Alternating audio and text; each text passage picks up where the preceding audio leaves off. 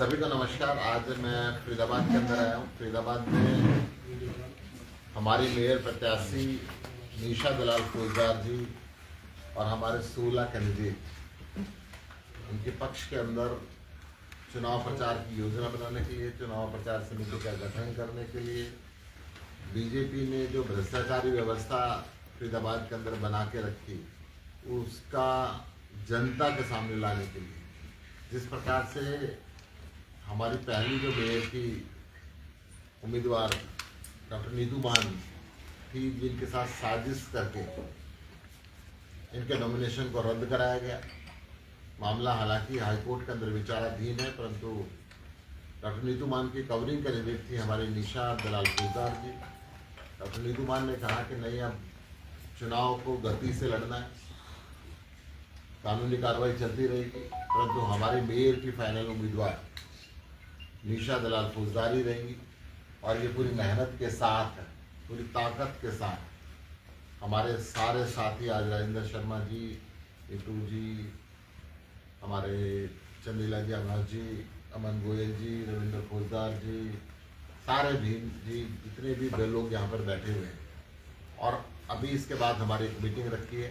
उस मीटिंग के अंदर हम सारे के सारे उम्मीदवार बैठेंगे और एक एक साथी को एक एक वार्ड की जिम्मेदारी दी जाएगी, ताकि उस वार्ड को जीतने की और हारने की जिम्मेदारी फिर उस व्यक्ति के तय हो। वो व्यक्ति उस बात के लिए स्वयं जिम्मेदार रहेगा कि वहाँ से मेयर को भी जिताना है उस वार्ड से, और उस वार्ड से हमने अपने पार्षद को भी जिताना है। फरीदाबाद के अंदर भारतीय जनता पार्टी ने पूरा भ्रष्टाचार का खेल खेला, काम हुए नहीं और टार्चों के अंदर पेमेंट कर दी।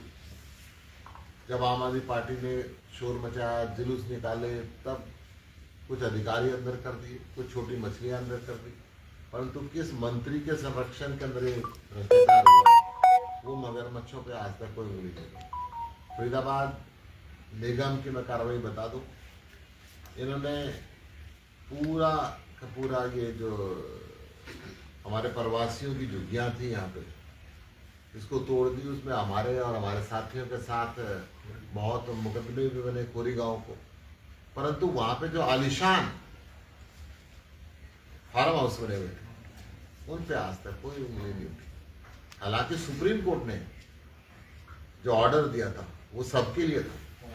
सुप्रीम कोर्ट का ऑर्डर उन गरीबों के पुनर्वास के लिए भी था, आज तक उनका पुनर्वास नहीं किया इन्होंने। कोरीगांव में जिस तरीके से इन्होंने बुलडोजर चलाया, और मुझे शर्म आती है कहते हुए, जिनको खुली छत के नीचे छोड़ दिया गया, परंतु जो आलिशान फार्म हाउस के मालिक थे, जो अधिकांश बीजेपी के लोग थे, उस तरफ इनका बुलडोजर का मुंह नहीं गया। इनके न्याय के भी दो तरीके, इनके डबल तराजू है, डबल स्टैंडर्ड, गरीबों के लिए अलग और अमीरों के लिए अलग। फरीदाबाद कभी जो औद्योगिक क्षेत्र के लिए जाना जाता था, कहीं हिंदुस्तान में रोजगार नहीं मिलता था तो कहते थे फरीदाबाद चलो। आज वो फरीदाबाद कूड़े का ढेर बन चुका है। उस फरीदाबाद में सड़क कम और खड्डे ज्यादा है। उस फरीदाबाद के अंदर चारों तरफ पानी गंदा रुका हुआ है, नाले गंद से भरे हुए हैं। कई कई साल तक ये चुनाव कराते नहीं है, अधिकारियों के बलबूते पे लोकल बॉडी को चलाना चाहते हैं। आज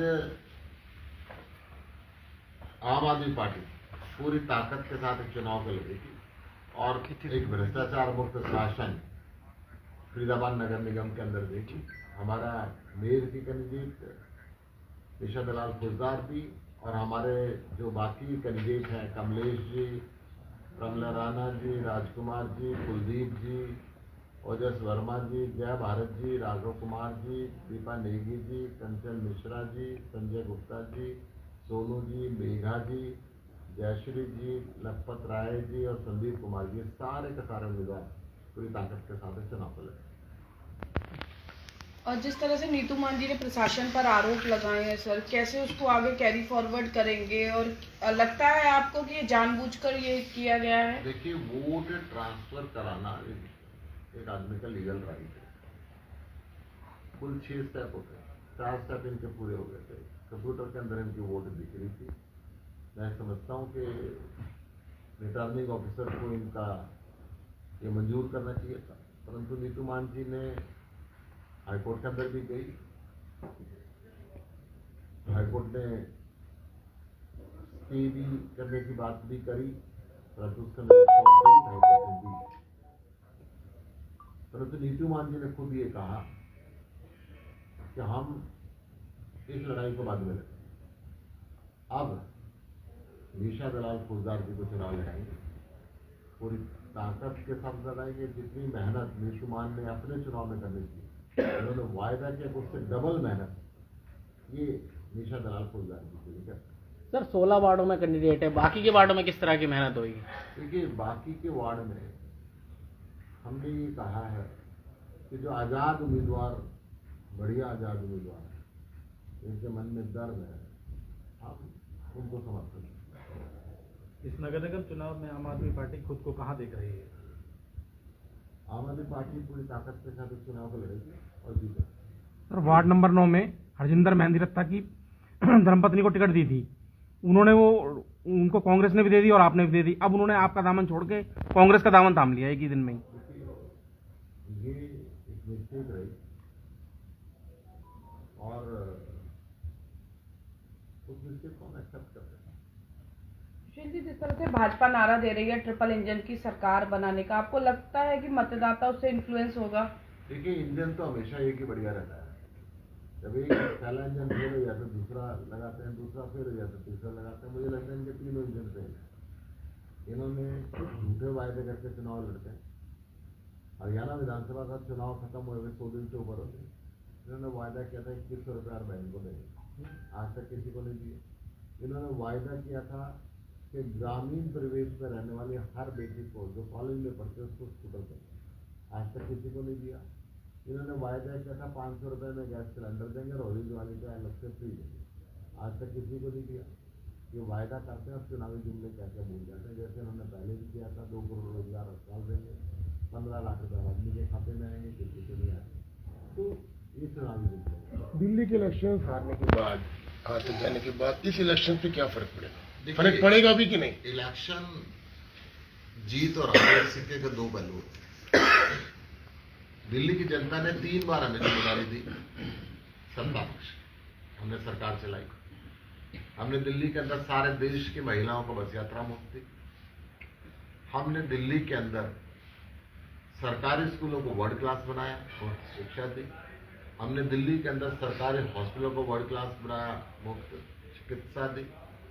हमने सड़क पे एक्सीडेंटल पेशेंट, वो सरकारी में जाए प्राइवेट में जाए, उसका सारा खर्चा दिल्ली सरकार ने दिया। हमने बुजुर्गों को फ्री तीर्थ यात्रा दी और उसके बाद भी प्रॉफिट में सरकार चलाई।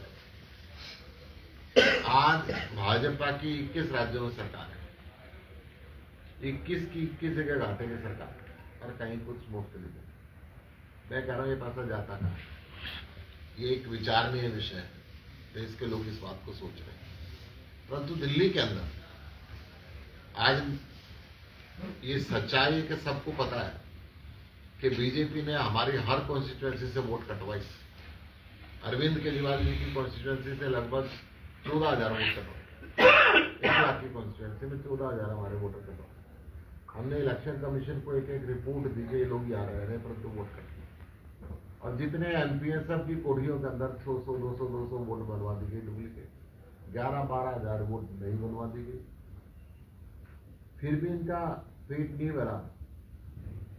धनबल का इस्तेमाल किया, पुलिस बल का इस्तेमाल किया, कहीं साड़ी बांटी गई तो कहीं जूते बांटे गए। उसके बाद भी जब इनको लगा के आ रहे हैं तो पुलिस का इस्तेमाल किया गया। देश के आधे से ज्यादा एमएलए, देश के आधे से ज्यादा सांसद, पूरी भारत सरकार और आधे से ज्यादा राज्यों में इनके मुख्यमंत्री दिल्ली में थे। मैं कहता हूं कांग्रेस के शासन में इंदिरा गांधी उनकी सबसे बड़ी नेता आज तक की हुई है, वो भी चुनाव हारी थी। बीजेपी के अंदर आज तक इनके सर्वमान्य नेता अटल बिहारी वाजपेयी हुए, वो भी चुनाव हारे। राजनीति के अंदर चुनाव हारना जीतना कोई विशेष बात नहीं है। पहले हमें जिम्मेदारी दी गई थी सत्ता पक्ष की, तो हमने सरकार चलाई, बहुत खूबसूरत तरीके से चलाई, सारे देश ने देखा। अब हमें विपक्ष की जिम्मेदारी दी गई है, विपक्ष का रोल भी हम पूरी ताकत के साथ निभाएंगे। जनता के मुद्दे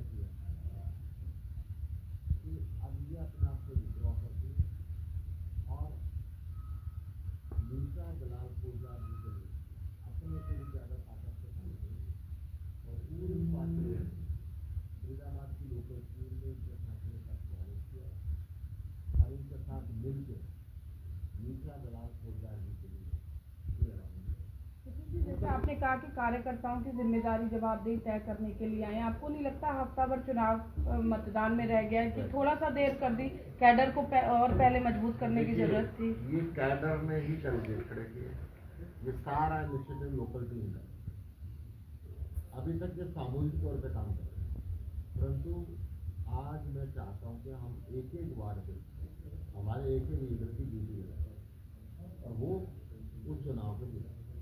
चुनाव प्रचार के लिए आपकी कौन सी